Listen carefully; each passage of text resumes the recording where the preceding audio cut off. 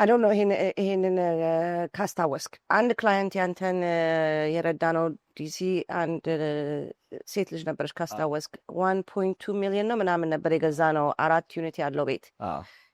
ሶስቱ ሁለት ሺህ ተከራይተው ነበረ እሷ አንድ ውስጥ ልትኖርበት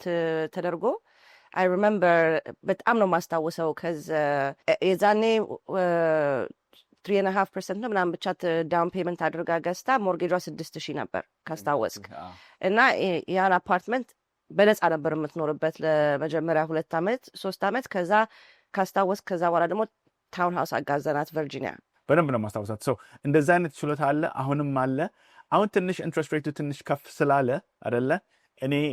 በማልቲ ፋሚሊ የምትገቡ ከሆነ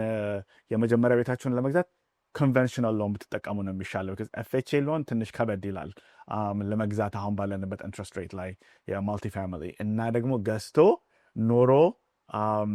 ለመውጣት እና ለማከራየት ትንሽ ኢንትረስት ሬቱ ባለንበት ሁኔታ ማለት አሁን ባለንበት ሁኔታ ትንሽ ከፍ ብሏል ለዛ ነው ሞር ኮንቨንሽናል 5% ዳውን አድርጎ ማልቲ ፋሚሊ ገዝቶ መኖሩ ነው የሚሻለው አድቫይስ ማድረገው በዚህ ከተቻለ